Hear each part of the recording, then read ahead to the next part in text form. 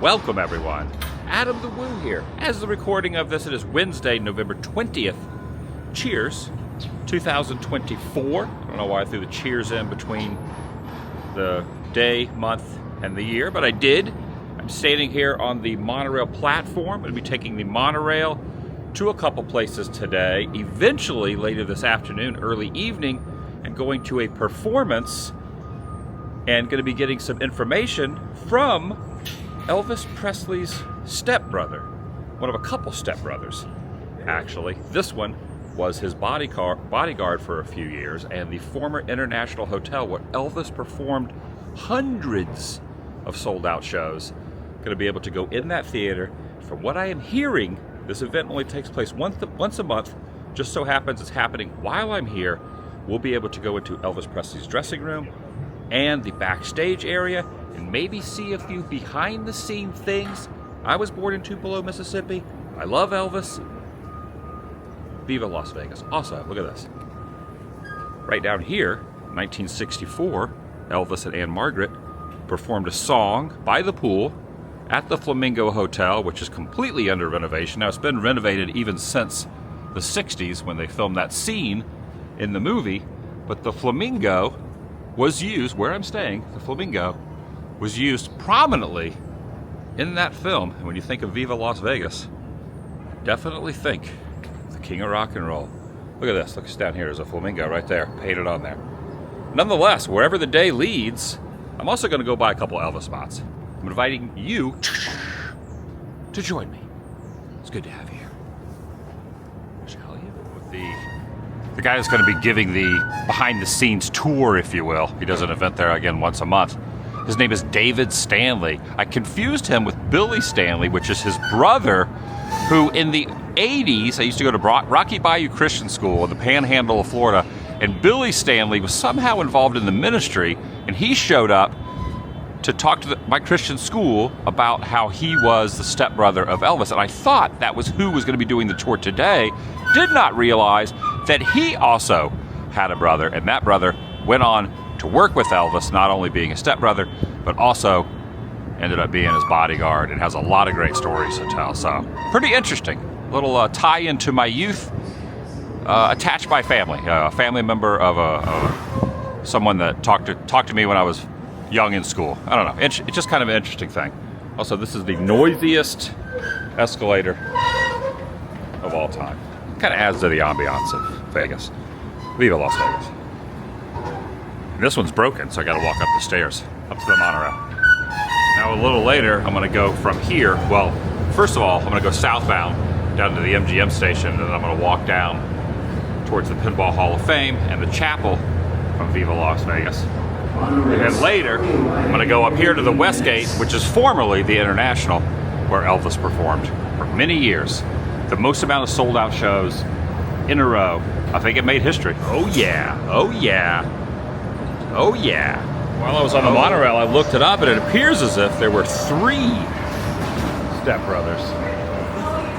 Three stepbrothers that Elvis had.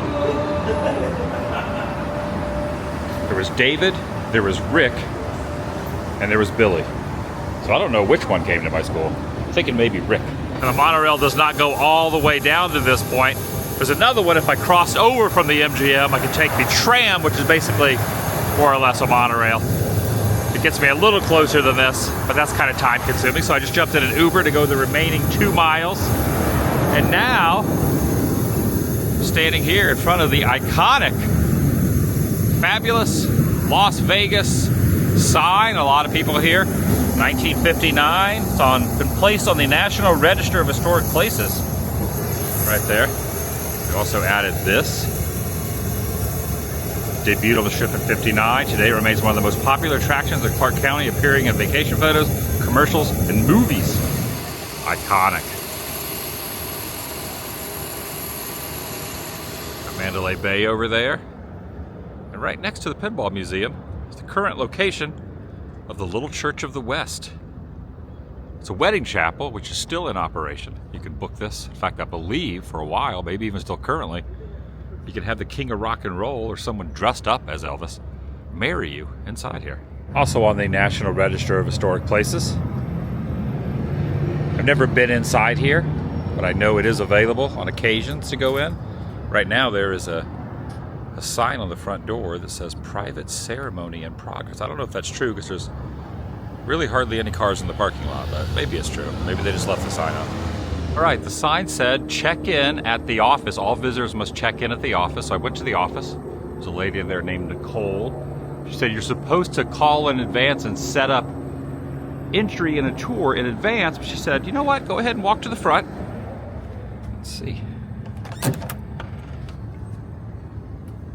Oh, okay, it's got the gate on it. You can peek in. Okay, yeah, so this is locked, but you can look in. Oh, this is awesome. Okay, this is cool. Wow.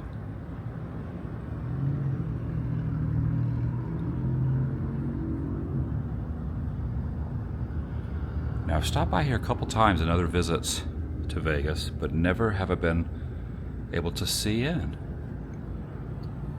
How cool.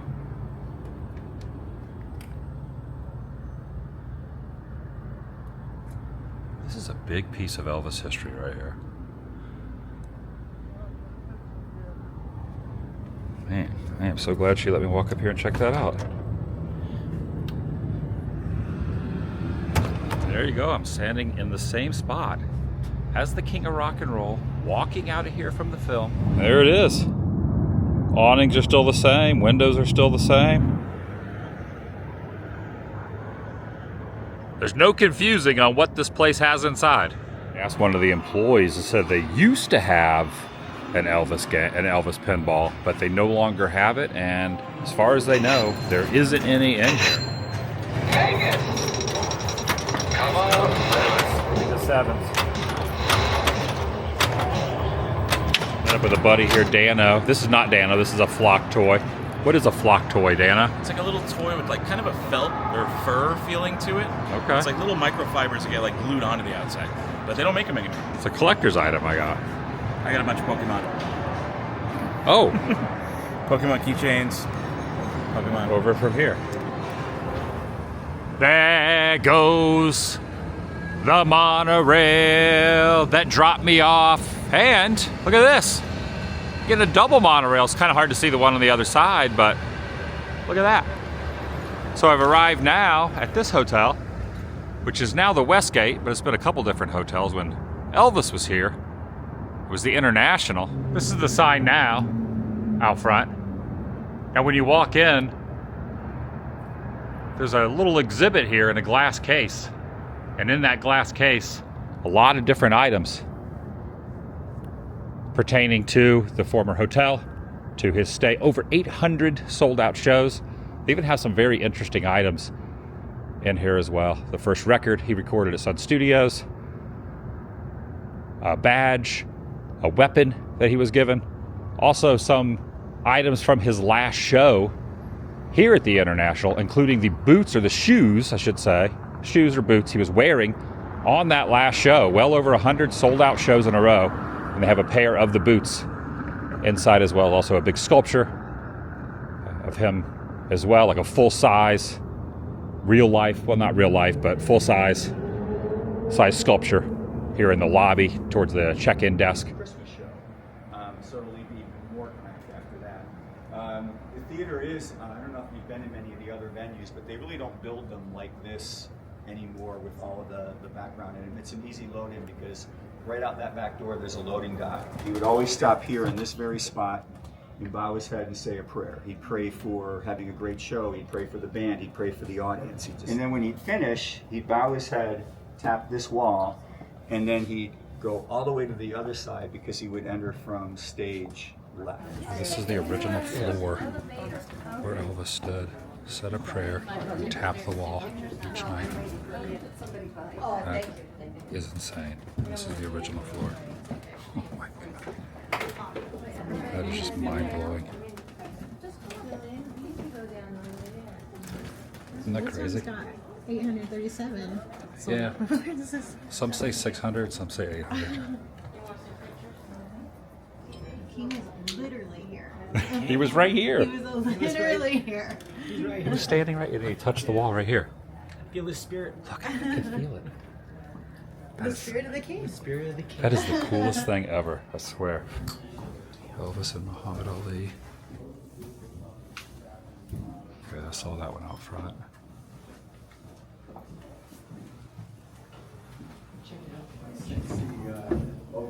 There's obviously paint, a little bit of renovation on the elevator, but this is pretty much as it would have been then, except the photographs of Manilow's show. One thing that people do get excited about is the water fountain that's over here in this corner is actually the water fountain that was here when Elvis was performing. Wow. And while It's I wearing don't wet have as pictures whistle. of it, yes, Elvis did actually drink from that fountain many times before he would go up in the elevator. And yes, you can take a drink from it. You are allowed to do that. But if you do, rumor has it you will sing like Elvis, and we're gonna make you do it. Oh, dang. Okay. Anyway, no, that was there, and then like you come out, we're gonna go into the dressing room, but then they would go up into that elevator there. That's amazing.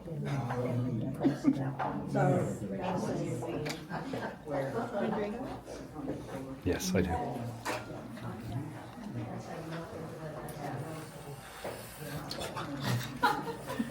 That's Elvis. I think that's Elvis. Thanks, God. I'm all shook up now. I just drink out of the same water fountain that Elvis drank out of. It's the dressing room.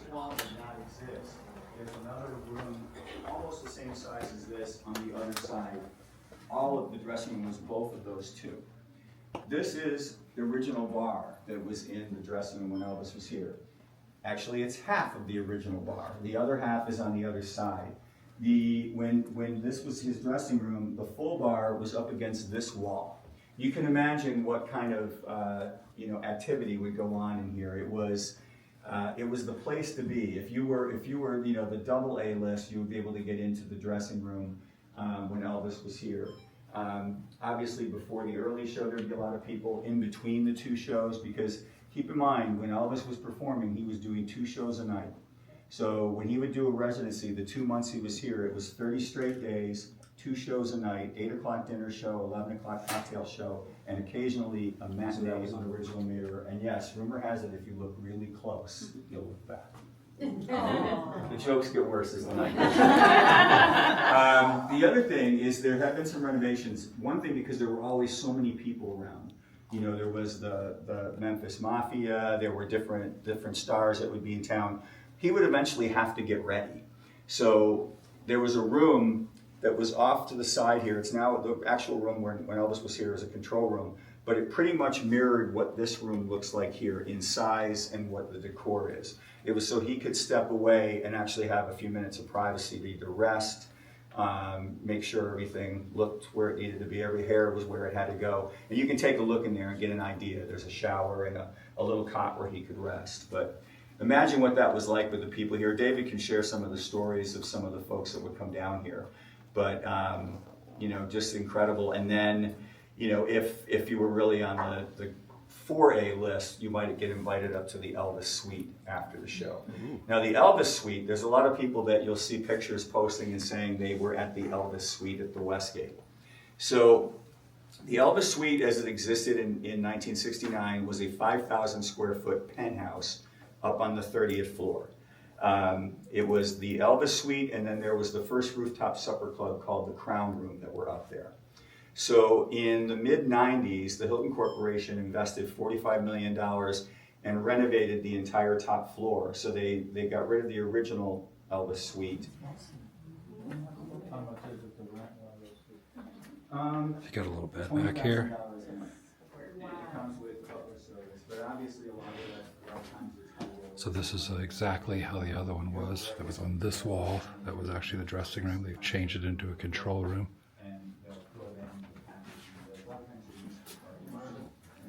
Is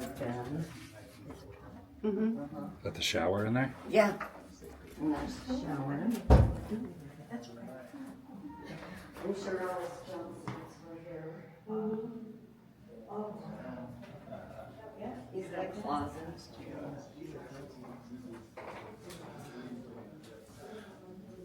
Are you doing your makeup in the Elvis mirror? Yeah. Elvis got ready here, and now I got ready here. Are you going to sing for us?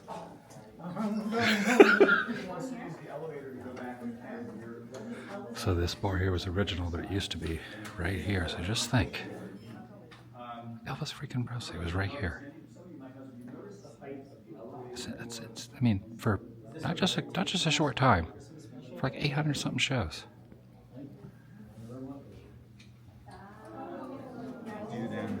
Sometimes they'll have special packages that you can purchase, but for the most part, it's usually VIPs if they have some friends that were in town or other celebrities that are in town. But Monorail does a couple of, for 2 of the nights, they'll do a quick meet and greet after the show.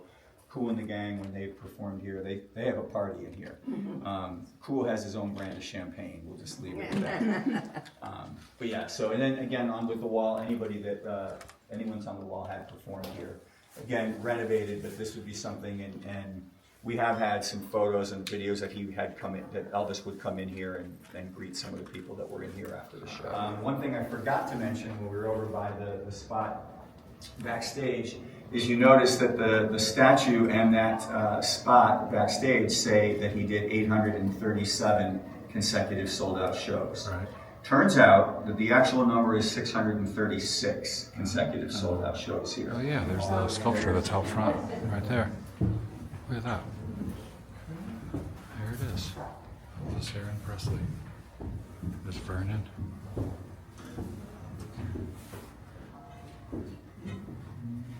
All right.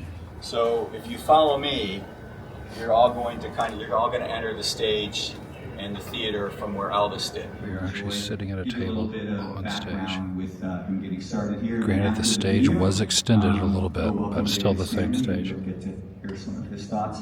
And we do open it up for questions after he and I chat for a while. So if you have questions. And these used to be booths before they renovated. Stage, this very stage at the International Hotel. That midsummer night was the most significant and consequential night in his career, and forever changed the entertainment landscape in Las Vegas. That historic initial performance was a star-studded event on both sides of the stage. It earned rave reviews from all over the world and was the first of an astounding 636 consecutive sold-out performances. It was a memorable night for everyone who was lucky enough to be here, and especially true for a very special man who is here with us tonight.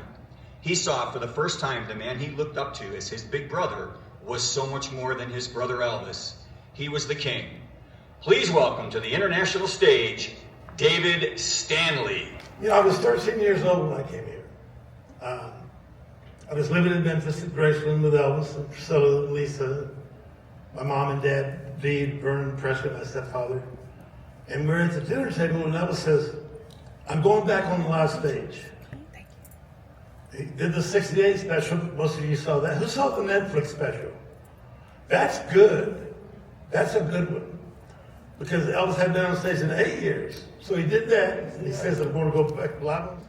Finally one day, Vernon and Dee come back to Virginia to the boarding home. We see this big Lincoln pull up. Mom gets out, of course we run to meet her and greet her. I had braces on my legs because I was born crippled. I had to put feet on me so I could walk. I remember crawling out almost crawling to the car. And we got in the car and I said, Mom, where's Daddy? And this is all I got. I'll explain it to you someday, boys, but this is your new father. Or this is going to be your new father. This is March of 1960. We got a new house called Graceland. You got a new big brother named Elvis. I have no clue what's going on. I'm hurt. Where's my daddy? Why'd you leave me here? But we had to accept it for what it was. We got to Memphis.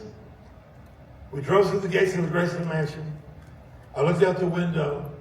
As my face pressed up against the glass that the home was about to move into, my brother Ricky said, I told you someday things were going to get better.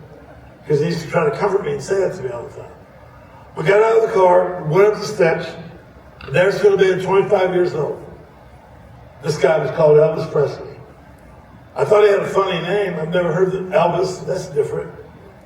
And he walks up to us, and we walk up to him, and he picks me up and puts me on his shoulders.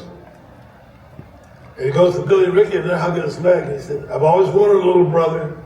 Now I have 3. So, you know, now he's been doing movies, you guys are in school, and now we're in Vegas. Vegas, he opened that night. That was, I mean, everybody was here that was anybody. Back then, the showroom was a little bigger.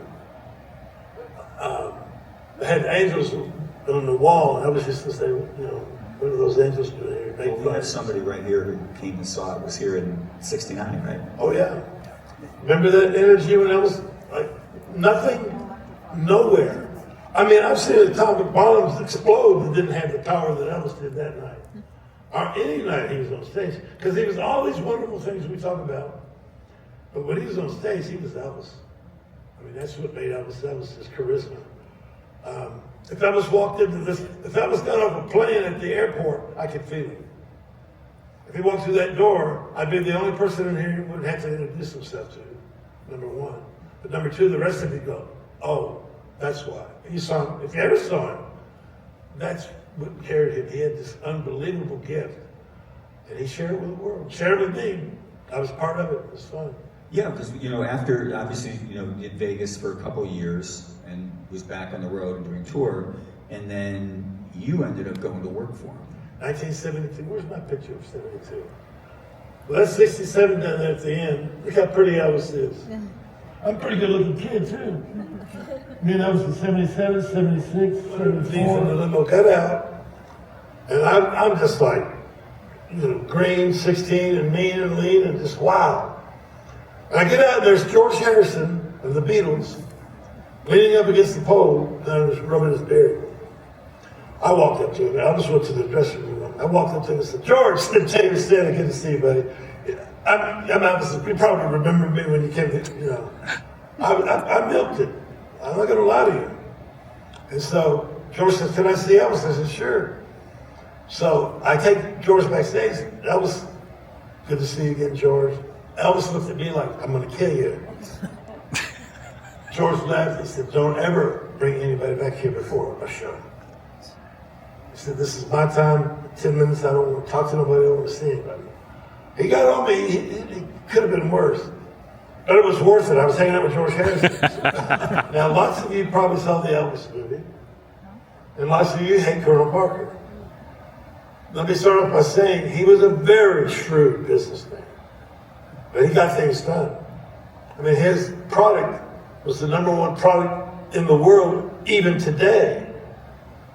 Now, Colonel was shrewd, but in the movie they said, they show Elvis falling, he's on drugs, they put his head in a bucket. Colonel says, I don't care what it takes to get him on stage.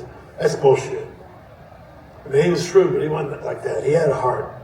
He used to bring me toys every year. You know, before I went to work for Elvis, stuffed animals, RCA records, tape machines. Michael did Elvis's death and drugs. There was Zach, say, Prince, Whitney. I have an organization that I'm creating called Race on Rock. I'm a speaker, and I have been a speaker for the last 50 years. I speak in colleges, high schools, associations, drug rehab centers on the dangers of prescribed medication. Just because the doctor gives it to you doesn't mean it's good for you. But the other side of Elvis, the one we celebrate, he was the deal. It was the hardest thing in my life to walk in his bathroom seeing Joe, Charlie, Vernon, Sandy, Vernon's sick girlfriend at the time, and Elvis laying in a fetal position dead. That's the darkest day of my life.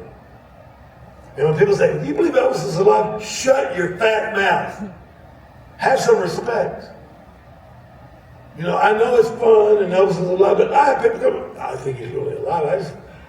I'm calm and mellow and 68 years, 69 years old going, if they don't leave in a second, we're going to have a casualty. I mean, I understand people love Elvis. And then some people that I talk to, well, if you loved Elvis so much, why didn't you save him? Did my best.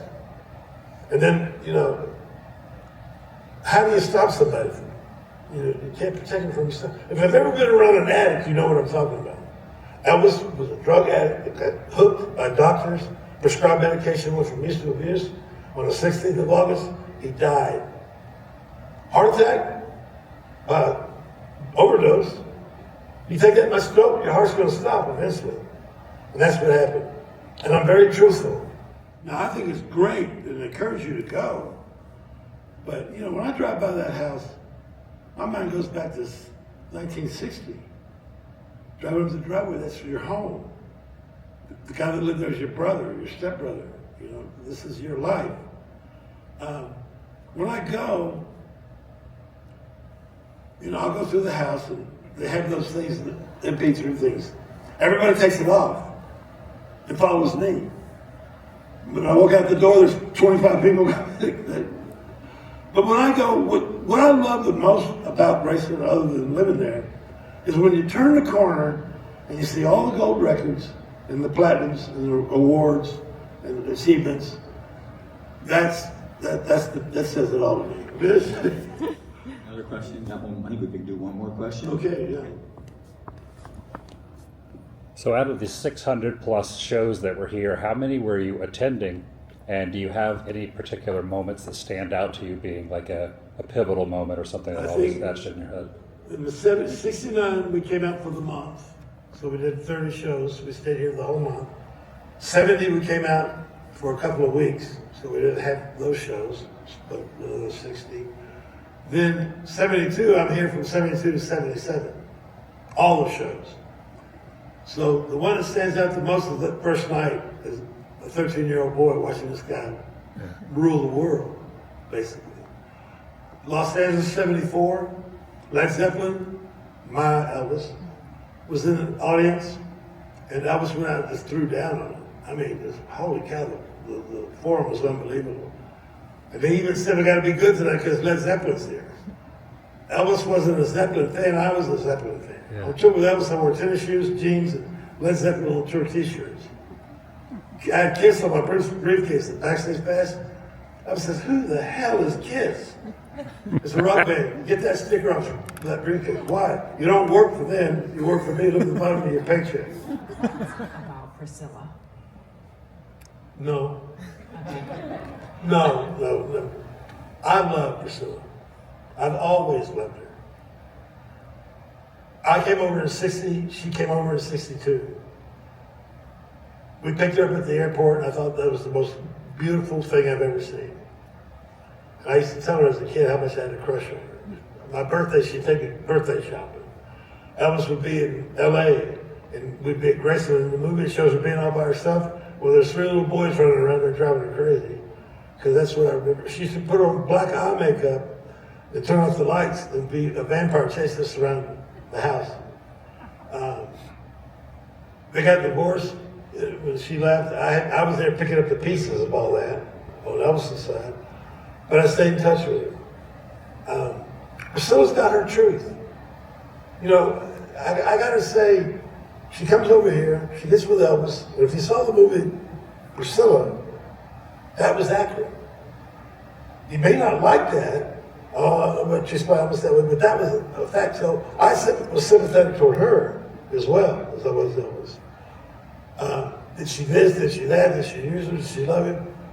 She loved him. And he loved her, but Elvis loved everybody. I mean, imagine you're Elvis's wife and your pride child and 16 girlfriends. And in the frame was lyrics to the song Dream the Impossible Dream. So at the bottom of that was broken handwriting. And the handwriting was, my dream is to meet Elvis Presley.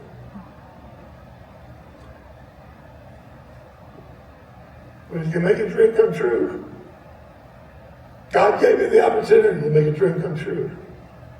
You're coming with me. Spirit says, where's he going? He's coming with me. It doesn't matter where he's going. I mean, I was bent.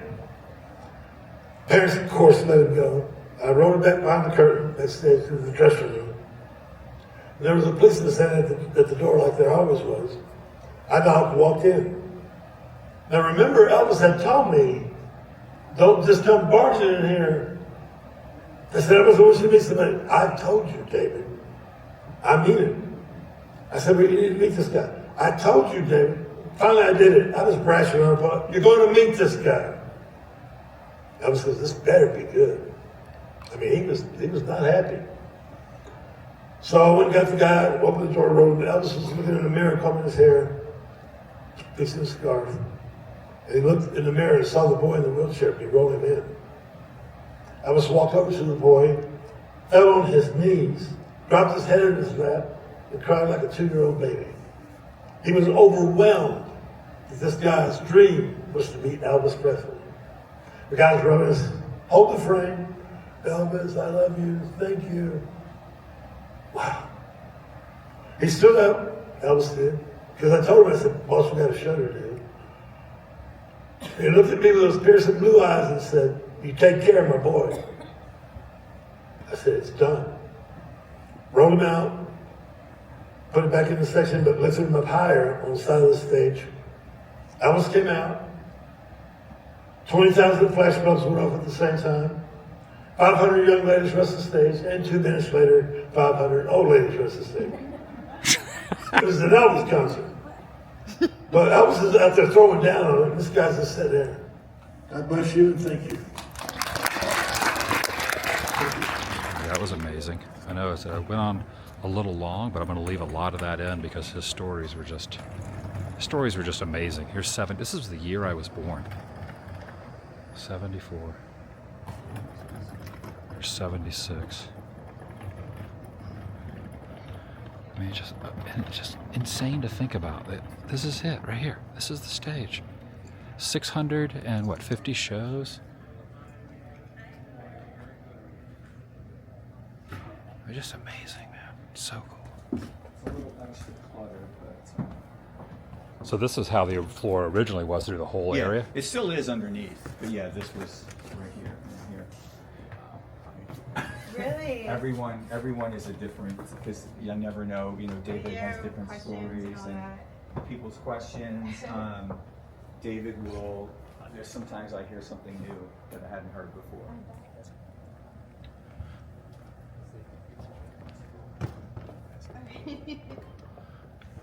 Exit stage right. Oh, really? I got to do the Elvis move and put the hand down here. Oh, there you go. Oh, thank you. Oh, thank you very much. That's what he would do. He would reach down. Oh, thank you. Oh, thank you very much. So what did you think? Up in his suite. Yeah, so cool, man. Just blows my mind.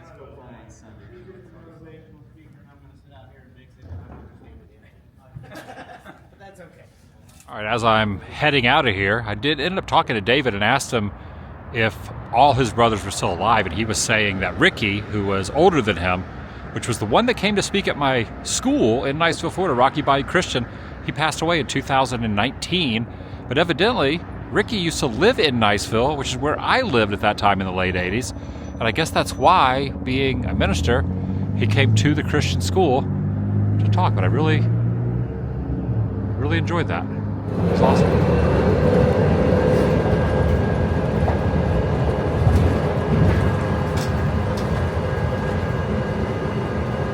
So I ended up talking to David for a little while.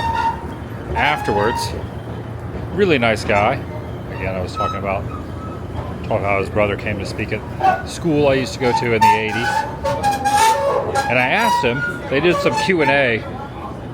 Also, I bought a couple things, a couple Elvis things. Also, there's really no Elvis stuff on the strip. And I think it's because no one's allowed to use the image, because I kind of figured you'd have some Elvis stuff on t-shirts and stuff. But all the Elvis stuff was at the Westgate. Now, maybe they have it in other places, maybe Fremont or downtown or anything, but on the strip, I didn't see much Elvis stuff. Anyway, I'll show it in a second at the end. But I asked him, I forgot to ask him the Q&A, but I asked him afterwards, he was sitting at his table, if he was there in Hawaii during the shows in Hawaii. And he said, yes, I was there. They did two tapings, and he was off to the side of the stage. And I said, one of my favorite Elvis moments is American Trilogy from the Hawaii show, Elvis in Hawaii. And he was there witnessing that. He was there. I just thought, man, that is one of literally the coolest things. About, I don't know, every 6 months or so, maybe more than that, I'll throw that on and watch that clip. I highly recommend, if maybe you're not familiar with Elvis, or if you are familiar with, I would imagine everybody's familiar with Elvis, but if you have not seen that, to check out Elvis performing American Trilogy in Hawaii. It is, I think it might be my favorite Elvis performance. Got this little miniature of the sculpture that is in the Westgate, formerly the International. Elvis has returned back home to the Flamingo from Viva Las Vegas, and I got this shirt. This Elvis on Tour shirt. All right, that's going to do it for today. Thanks for watching. I'll see you in the next video. The vlog is over. If you made it all the way to the end, if you made it all, it was a long video. If you made it all the way to the end of this, I just want to say, oh, thank you. Oh, thank you very much.